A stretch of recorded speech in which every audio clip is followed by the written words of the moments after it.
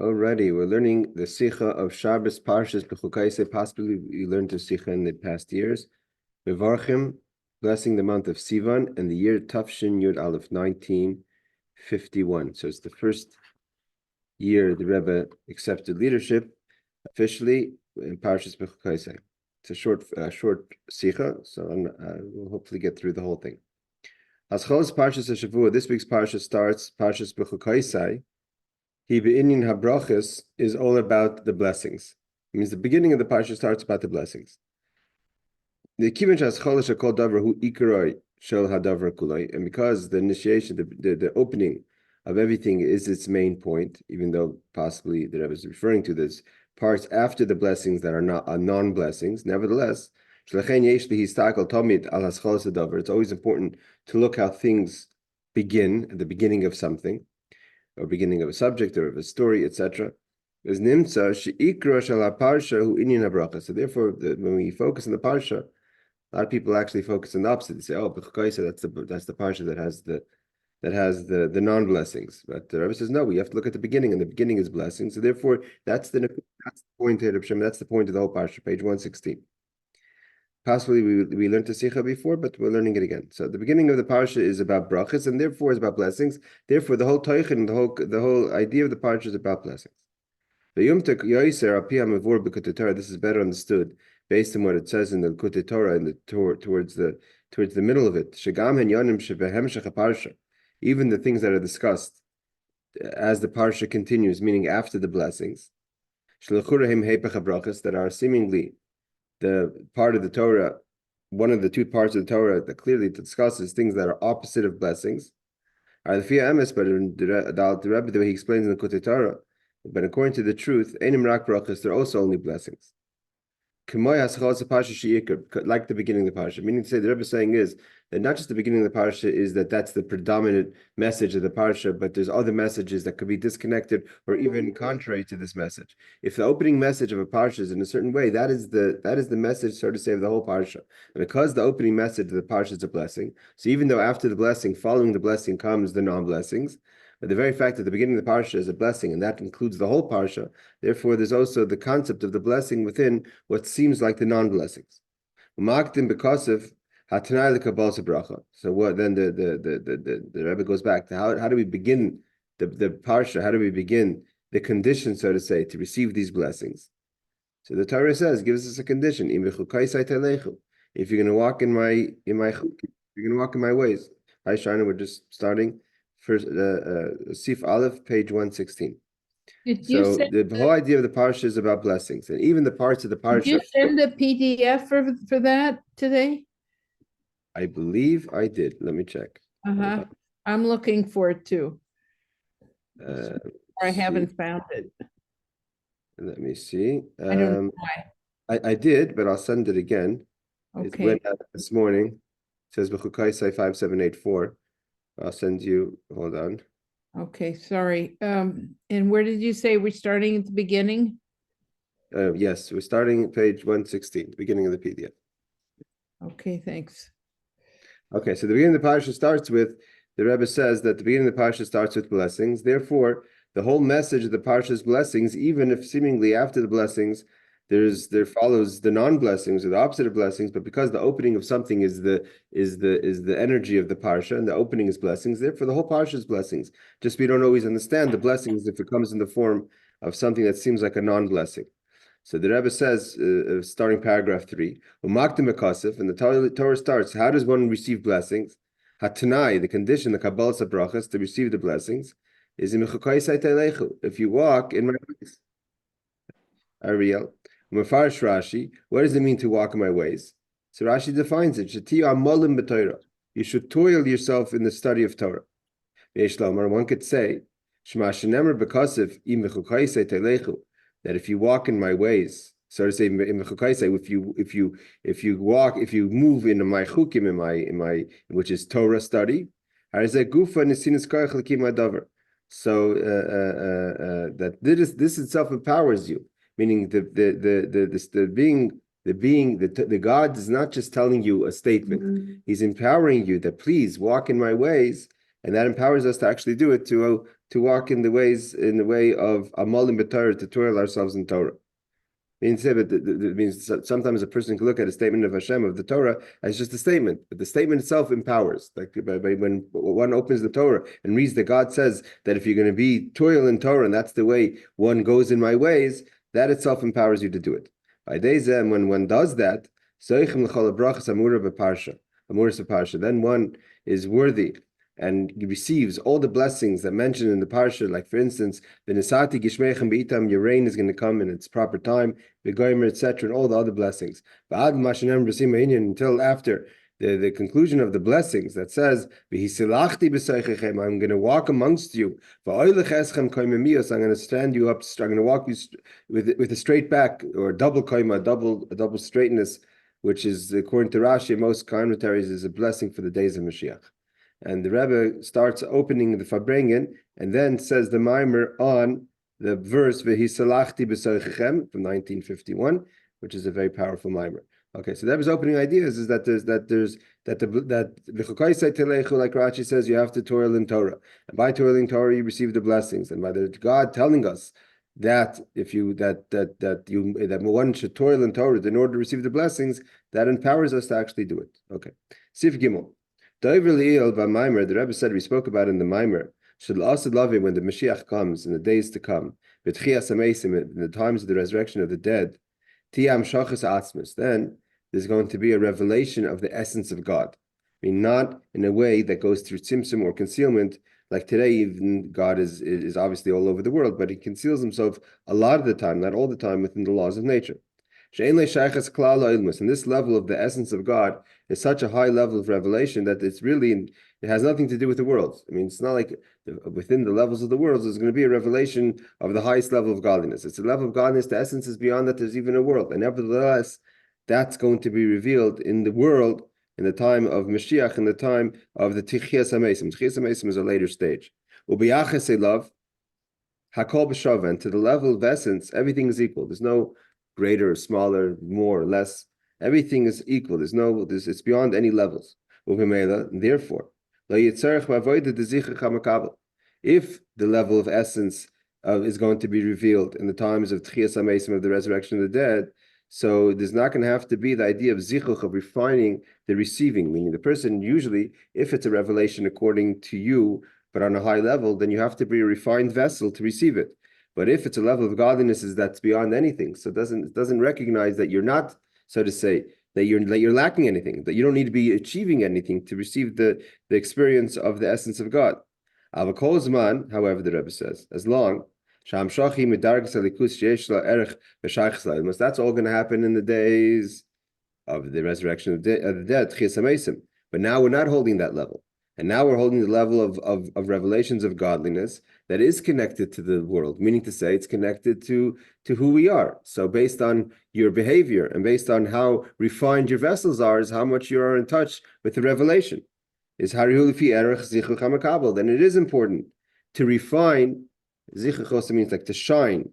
The receiver means the receiving person, the person who's taking in the glory of godliness, has to be on a level to be receive it. You can't just come in with dirty clothing or with a dirty cup and ask for filling, as a metaphor. So since today it's levels of godliness that's within the world, and therefore a person must be refined. So therefore the Rebbe continues, so therefore one has to do that. Means one has to say, I can't just say, God, take me as I am. You have to work on yourself, to refine yourself. And the Rebbe says, based on this idea that today we're still holding the levels where a person must refine themselves, he or she. The Rebbe says, Yesh Sipur Oidus HaChasid is a famous story. Again, we could have learned the Sicha before, but this is a Sicha one could learn many times. So Yesh Sipur Oidus HaChasid is the story of the Chassid, Reb Mordechai Maharidok, as I'm going to be said in a second. In chapter 5, the Rebbe is going to skip to an idea before that, but there's a story of Mordechai of Haradak. Now, the Rebbe continues, page 117. The Rebbe is going to tell us a bit about who this Chassid, Reb Mordechai of Haradak is. Chassid Reb Mordechai Haradak, the Chassid Reb Mordechai of Haradak is a city. So he was known as Mordechai from the city of Haradak.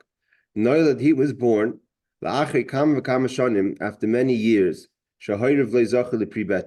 his parents did not have children. So he was a child of elderly parents. Acha Aviv, until how did he become? How did his parents earn, so to say, the blessing to have a child? Is Acha Aviv Kibel Brach Mordechai Tzadik. His father received a blessing from the person known as Mordechai the Tzadik the righteous. Who is Mordechai the Tzadik the righteous?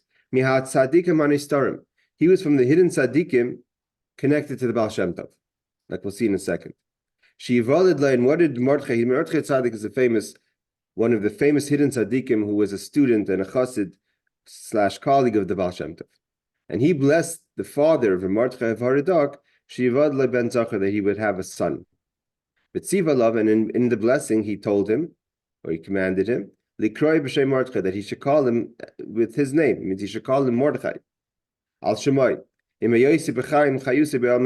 though he was still alive, even though by Ashkenazim, traditionally we don't name after a person who's alive, but Mordechai the Tzaddik told him that I'm blessing you to have a son, and name him after me. Mordechai now, this Mordechai, Mordechai from the city of Haradak, means who was named after Mordechai the Tzaddik, he ended up being one of the important Hasidim, or respectful Hasidim, of the Mittler Rebbe, Dov Ber.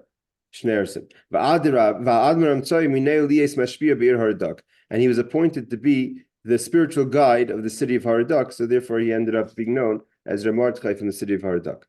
The Rebbe says, Maimar Muzga, a side note, one of the famous teachings of Mordechai Tzadik, the Mordechai the righteous. We have to keep track. There's two Mordechais. There's Mordechai, who the city of Haradak, who the Rebbe has yet to say this story. He was a blessing from Mordechai the righteous, who was a hidden tzaddik from the students of the Baal Shem Tov. So now the Rebbe is going back to Mordechai the tzaddik. So the Rebbe says one of his famous sayings is that this is a known teaching in Chassidus. Shashmoi Nikra Mordechai Haradak, and Mordechai tzaddik was Mordechai of Haradak was named after the Mordechai the tzaddik. That Mordechai the tzaddik said a famous statement B'Shem HaBaal Shem Tov, in the name of the Baal Shem Tov. And what is this? Neshama mamtina l'mayla alfei shanim. A soul could wait thousands of years in heaven. Liyorid l'mata, to come down to this world. L'slabish beguf, and to clothe herself into a body. And what's its purpose and what's its waiting for all this time? Kedei lasis lihudi toiva begashnis ubeprat beruchnis. Just to do a favor for another Jew in material matters, specifically spiritual matters. The Rebbe says like this: Neshama misyageas. The neshama, he says in Yiddish, matir zich. It toils itself. Beguf, in a body. B'meshach shivim shmoinim shana, for 70, 80 years, and she's waiting thousands of years before to come down to spend 70, 80 years in a body. And what's all that? Just to do a favor for another Jew in material matters and specifically spiritual matters. The Rebbe says, Nichnas alai avrech, the Rebbe is now talking, a young person, meaning a young married person, comes to the Rebbe. He complains, he feels a little depressed. He doesn't feel like he's accomplishing anything in his life. He doesn't see what he accomplishes. I mean, he wasn't talking about financial things, he was talking spiritually. He doesn't feel like he's doing anything.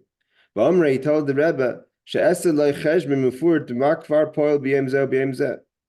and the Rebbe says, saying that he doesn't, he tried to do a calculation, what I did yesterday, what I did the day before, it doesn't feel like he's accomplishing anything. But the Rebbe says, the Rebbe says he disagrees with the person, obviously, who's complaining to him. The Rebbe says, if you want to say, according to the teaching of Mordechai the Tzaddik, in the name of the Baal Shem Tov, that a soul could come down to this world to do a favor for another Jew, materially or spiritually. Afilu toiva achas, even just, it doesn't say many favors. One favor, liyehudi echa, to one Jew, bilvad, hu shenimtza b'makom sheyesh bo kama Yehudim, and he lives in a place. The Rebbe says this person who's complaining to the Rebbe that he feels he's not doing anything says you live in a city with many people, many Jews. Alachs kama. But even more so, how many favors you could do for people. Even if you were to live in a place that there aren't any Jews. When a Gentile sees the way you are as a Jewish person, When it comes to keeping the Shabbos, it comes to Anachas Tefillin, that you put on Tefillin, or other things. He sees, the Gentile sees, that you're not overwhelmed with your society and you stay a religious Jew. How does it love? This affects the Gentile as well. He will never do anything against another Jew, seeing that respecting you as you behave as a Jew. Okay, that's Rebbe saying a side note. So a person should never feel that they don't have an opportunity to do something, because the Baal Shem Tov says your whole mission could be to do one favor. So imagine how many favors you could do. The Rebbe says, now back to the story. Let's go back to the story of Mordechai Hardok. There's a lot of Mordechais in this Fabrengen. One time to Haradak, again, so Mordechai was a blessing of Mordechai the Tzaddik, was a student of the Baal Shem Tov, who was appointed by the Mitzvah Rebbe to be a mashpia, to be a guide in the city of Haradak. Okay, so now one time to his city, he was the rabbi or the spiritual guide. It doesn't say rabbi, it says mashpia. I guess there was another rabbi. His Pamachas Bala Haradak one time came to his city, the famous Tzaddik, Harav Tzaddik Mordechai Chernobyl. Mordechai from the city of Chernobyl, which was another Rebbe. He wasn't a chassid, he was a Rebbe. He was a son of Reb Nachum of Chernobyl, which was a colleague of the Alter Rebbe. Later, they ended up becoming family. The Chernobyl family are known today as the Twersky family. Even the Twerskys in Seattle, they don't live in Seattle anymore, but the Twerskys from Seattle are all descendants of Mordechai of Chernobyl. Or the Twerskys, the teacher in Boston, the one who passed away, the one who wrote the books on Snoopy. All those are descendants of Mordechai of Chernobyl. He was known as the Chernobyl Rebbe. So one time, Reb Mordechai of Chernobyl came to the city of Reb Mordechai of Hardok, and Reb Mordechai of Hardok was a great chassid, and they kind of had some strong words between each other. Reb Mordechai of Hardok betur chassid shel Adam Ramsai, but Reb Mordechai of Hardok was a chassid of the Mittler Rebbe, of the son of the Alter Rebbe, Reb Dober. Lo hispal mimenu. He wasn't really that overwhelmed with the great tzaddik of Mordechai of Hardok. And I mean, I say a side story. The Rebbe doesn't mention this, but not here. The Rebbe tells the story somewhere else. That Mordechai of Hardok, the Mordechai of Chernobyl, the Chernobyl Rebbe Mordechai, again, the son of Reb Nachum, who ended up becoming mishpacha with the Rebbe because the Chernobylers married into the Schneerson family, and they made a shidduch. Our Rebbe was a descendant from them. That's interesting. My mother is also related to the Twerskys. I don't know. It could be from that. We're all kind of interrelated one way. It could be from that from Reb Mordechai of Chernobyl. So he once walked into his house on Shabbos, and the house was lit up, and he was walking like he couldn't see anything. Like the house was dark, and they found out that a Gentile turned on the light on Shabbos, not in the way of halacha, so therefore he just didn't see the light. That's what kind of tzaddik he was. Okay, back to the Sicha. So the Rebbe says that the Mordechai of Hardok was not really overwhelmed as being a chassid of the Mittler Rebbe of this Reb Mordechai of Chernobyl. Aval Yosef Chabadnik, but he was from Chabad chassid. He wasn't just going to be quiet and just let Reb Mordechai of Chernobyl come into town. He wanted to meet this Reb Mordechai Chernobyl, who everyone knew was a great tzaddik. He wanted to meet him. He wasn't going to go as a chassid, which was known. What does it mean that he's a tzaddik? The Rebbe says, Gufei Torah, he was pure. Kodesh Mirechem Ima, he was pure from his mother's womb. He also was a mechutin. Like I said, they married into each other. The families married together, and therefore he was connected to the Mittler Rebbe. Their children married. And after he figured what should he do, he decided he's going to go see Reb Mordechai Chernobyl. So Reb Mordechai of Hardok, he was a chassid of the Mittler Rebbe, and Chabad were strict not to dance around from Rebbe to Rebbe. So he wasn't going to go as a chassid, but he wanted to meet this great tzaddik, the Ish Torah, a machatanim of the Mittler Rebbe. So he decided to go to him. So he says, so Reb Mordechai of Hardok came in to see the tzaddik, Rav Tzaddik, Reb Mordechai of Chernobyl. Then Reb Mordechai of Chernobyl was talking to him, hey Beth, about the greatness of tzaddikim, of the righteous. And he said, a righteous person doesn't have avodah. Means avodah is for, so to say, beinanim, for the medium people. But a person who reaches the level of tzaddik, no longer there's a tzaddik need to do avodah. It means that you don't have to toil. This is connected to the Rebbe opens up. Until Mashiach comes, everyone has to toil. Sorry, Beth, I'm going to put you on mute.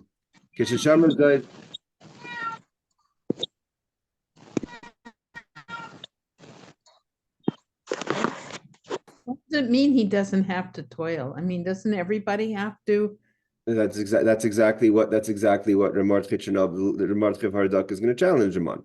He was saying that a tzaddik doesn't have avoda, doesn't have to toil.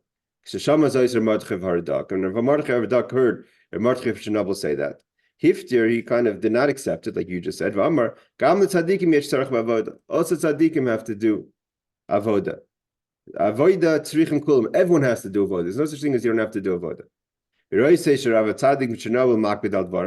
And then Ramar Hardak, you have to remember, you have to be careful when you talk sharp to a tzaddik, because there's a thing called the kapeda. Kapeda means if a tzaddik takes it personal, there could be consequences. So I mean, chas v'shalom. He saw that the tzaddik of Chernobyl was not happy with what he was saying.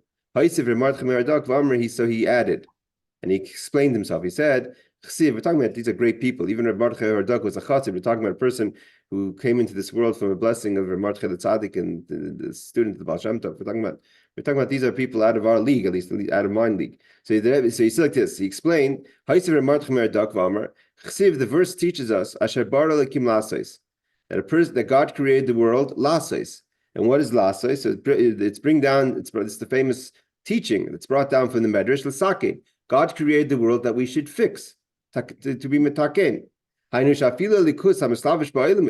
Even godliness that comes into the world, even godliness needs fixing. Means the level of godliness. Ramar Hardak says that you're saying that a tzaddik doesn't need avoda. It says Asher bar likim l'sakein. This last is the sakein. That even godliness needs fixing. Even godliness needs fixing. The level of godliness of the world needs fixing. Even the level of godliness that encloses itself in the world, bar likim. So he's saying it's not so. Don't get so overwhelmed that a tzaddik needs avoda. Even godliness, at the level of godliness in this world, needs avoda, needs tikkun. Shama or Zayis Rav tzaddik with Chernobyl, when the Chernobyler heard this, shafilo likus tzarach avoda nachadaite. So he calmed down. He wasn't makbid anymore. The Rebbe says, what does this have to do with us? Afalpi, even though shalasid lavim when the Mashiach comes, kishatiyam shachas atzmis, like we said before in the Maimer, that when the essence of God is going to be revealed in this world, and that's a level of Shava Mashva, that everything's equal. Lo yitzarch b'nin avoda. At that point, there won't be avoda. There won't be a requirement of zichuch, like we said, of refinement. And now, the Rebbe is saying in 1951, that we're holding mamish close to the time of redemption. When we're ready to talk about the times of the redemption. And even more so if we analyze from the time of Yirmiyahu, even though Yirmiyahu basically spoke about the destruction. However,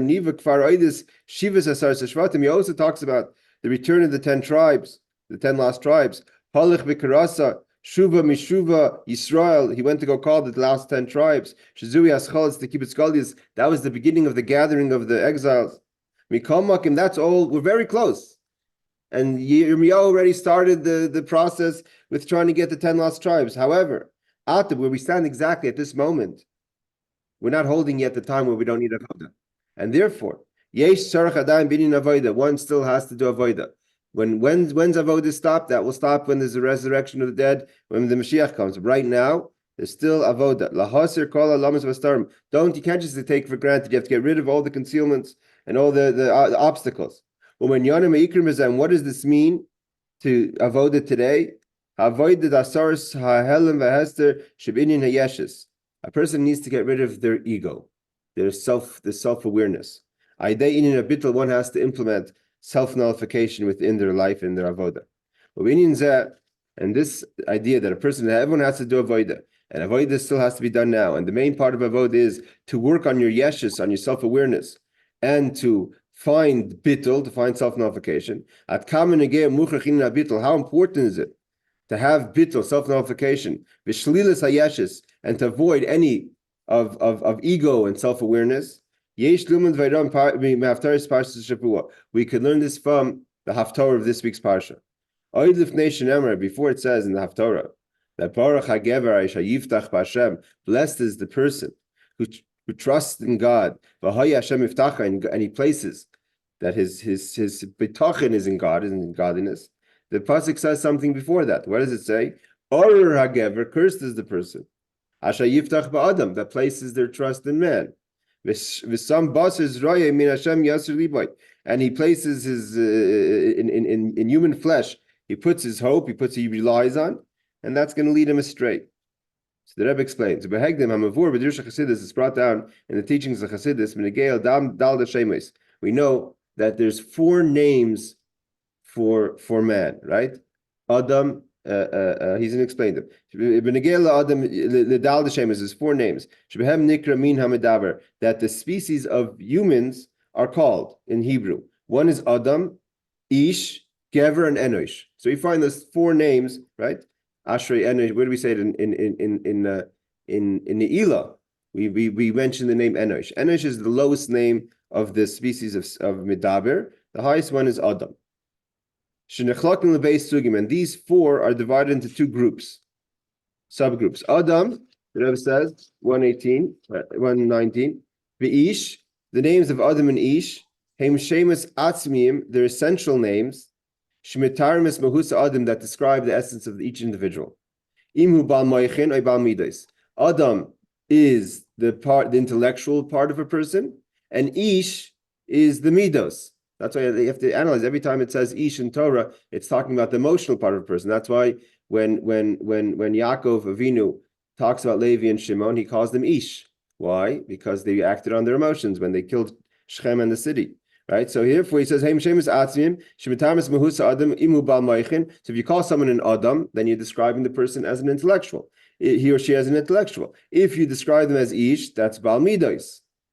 And by the way, in the Gemara we just learned in Sanhedrin, that Ish is also referring to woman, because it says Ish Ish a few times in the Torah. Whenever it says Ish Ish, according to some opinions, the rabbis at least, that's referring to women as well. So when it talks about the laws of respecting your parents, when the pasuk says Ish Ish, it includes a daughter, that a daughter also has respect and is not allowed to hit or curse her parents. Adam, the name Adam is Torah Moichin, is the description of a person who's an intellectual. Each person has all 4 names as well. You have your intellectual side, your emotional side, etc. So Adam hu Torah Moichin, v'kayal nefesh alikis. That's traditionally referring to the godly soul. She'ikroi seichel. The main part of the nefesh alikis of the godly soul is the intellect. The Ish, the name Ish, is Torah Hamidos, is an emotional description of the person. V'kayal nefesh bahamis, and traditionally, with the power of the emotion is predominantly by the animal of the person, the animal soul. She'ikroi, the animal, is Midos. Like it says, the Chayis HaKodesh, right?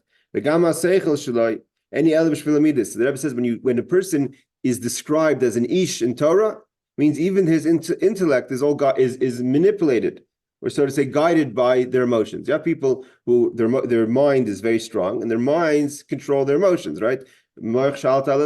But sometimes a person's an emotional person, and even though they have a strong intellect, but their intellect is totally controlled and so to say manipulated, so to say, by one's emotions. The Gever and Enish. What are the names Gever and Enish? Heim Shemus HaTorah. They're the descriptions. Shemitarmes Mahusia Shemus the Adam v'ish umoidedim es kamas ve'chusam. So the Gever and Enosh are the names that say how much of an Adam are you? How much of a Ish are you? Means the essence of the person, the qualities of the person is Adam and Ish. That's intellect and emotion. The question is, you could be passive or you could be Gever. Gever is from the word Gvura. So you have a strong intellect, a strong emotion. Im hu ba'ofen shal taikif v'is gabris. Are you a person with strength, Gvura? Or ba'ofen shal chalishas, or are you weak? Gever, the name Gever Moira, al his gabris v'taikif hasechel v'hamides, that you're a person that has strong intellect and strong emotion. You're not a passive person. The Enish, the name Enish, which is the weakest of all 4 names, Moira chalishas hasechel v'hamides, means that even the intellect or the emotions that you have is very weak. And therefore, one has to understand when Yirmiyahu, I think it's Yirmiyahu when this speaks Haftarah, who says Or HaGever, and not Or HaIsh or Or HaAdam. Why do we say Or HaGever? Asher Yiftach Ba'Adam. Here the Rebbe says, what does that mean? So Or HaGever is cursed is the Gever who trusts the man. What does that mean? If it's all talking about yourself. Shenid Malay, when a person imagines Shetoikiv Shalai, Hagever humitzada seichel shloi nafshei likis sheikru seichel adam. So he says that what does it mean to trust in man? Trust in man means to trust in yourself. What did we say Adam is? Adam is intellect, which is the godly soul. So the prophet is saying, cursed is the gever who thinks that their whole strength comes from their godly soul. And what does it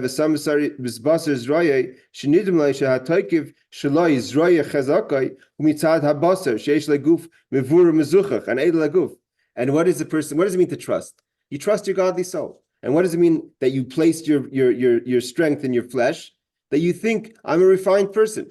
So the prophet is saying, be careful, don't trust yourself. You think that you have strong nefesh lekis. You think that your body's already refined. You don't need any avodah. Be careful to trust yourself too much.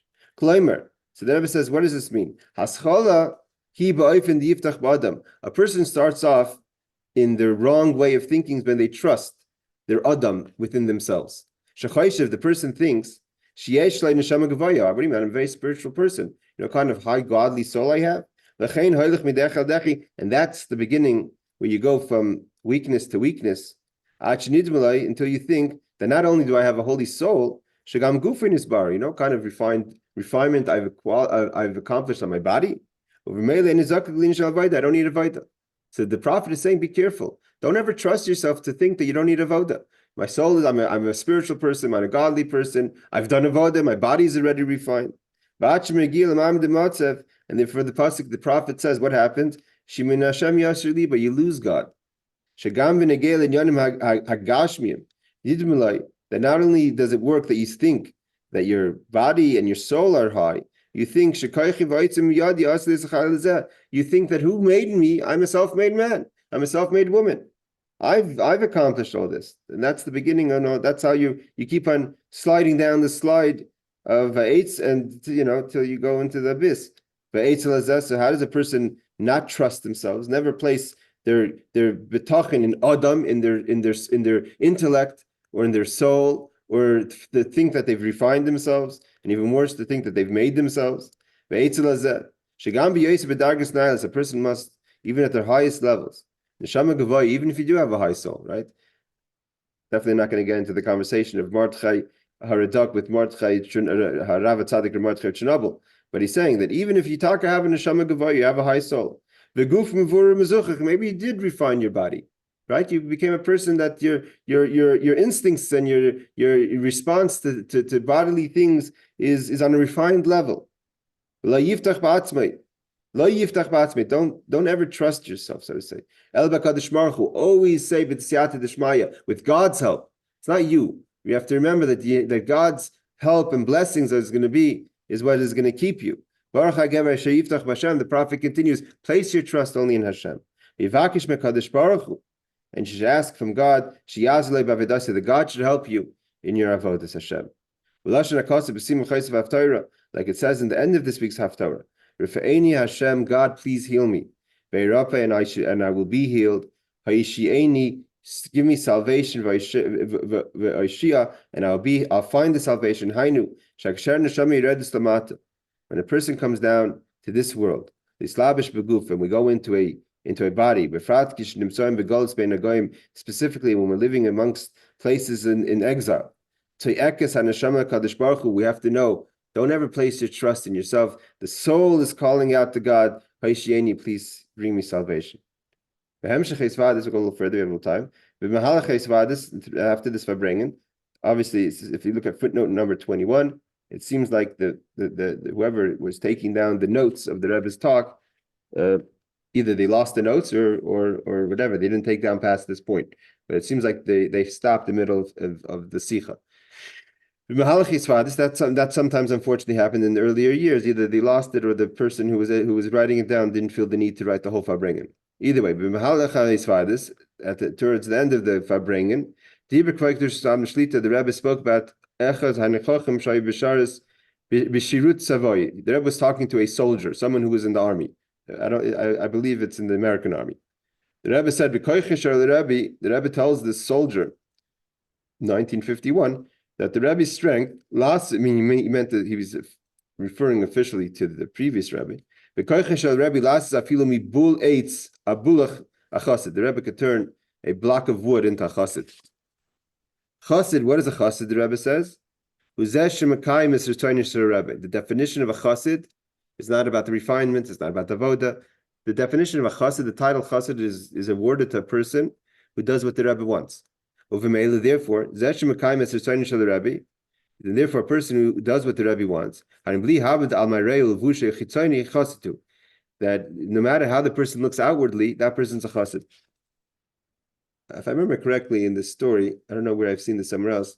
Could be the person was without a beard, and maybe he wasn't dressed as a chassid. But the Rebbe wanted to tell the person, don't think you're not a chassid, you're a chassid. Because what's a chassid? The chassid does what the Rebbe wants. So if you're doing what the Rebbe wants, you're a chassid. And the person may claim,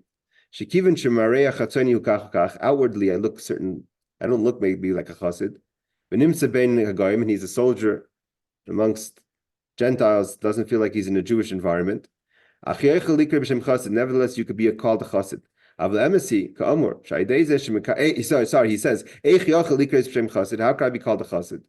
The person may ask themselves. The truth is, the Rebbe says, if you do what the Rebbe wants, the Rebbe makes you a chassid. Even if outwardly you look a certain way.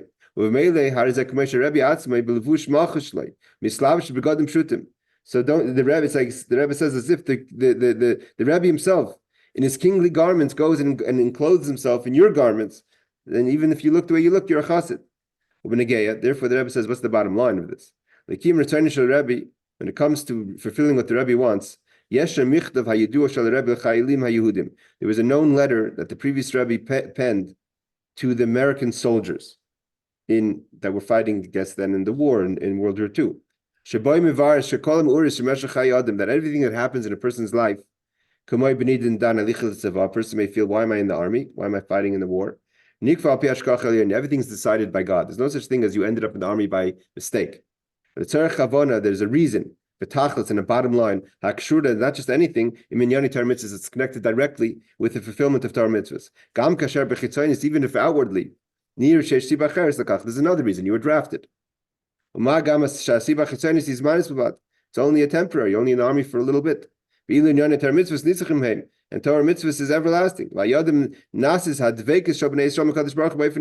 when a person does Torah mitzvahs, you're everlasting. You have an everlasting connection to Hashem. Therefore, the Rebbe says, therefore, the Rebbe tells the soldier, if you're there, if you're a chassid, and a chassid does what the Rebbe wants, and what's the Rebbe want an American soldier to know? That you're not in the army by chance. So you have to figure out a way how your being in the army, even if it's temporary, serves a purpose for the ideas of Torah mitzvahs. This is on top of the other points the Rebbe wrote in his letter to the soldiers. Every soldier must try to put on tefillin daily. Amiris kapitel Tehillim, say at least a chapter of the Tehillim. Limit pasuk chumash im Rashi, learn a verse of chumash with Rashi. Ma'amarim binyani emuna, study the discourses that discuss ideas of belief. Shiyaytzilar b'sfas Medina, that came out in the different various languages, meaning English, French, whatever it is that the soldier reads. When a person behaves according to the wants of the Rebbe, it helps with the trust that God Yishmer is going to watch this soldier, even if he's out in the field, and he or she will return whole and well. Therefore, you shouldn't go begrudgingly. You should go with simcha. Like the Rebbe says, is known that a soldier, even if you're going to war, in March, you must march to the war, because with that energy, with that morale, you should go with a song, a march of victory. That's today's Fabrenim. Everyone, a good Shabbos, a good Chodesh, and don't forget this week's Parshas Chazak. Laila Tov, take care.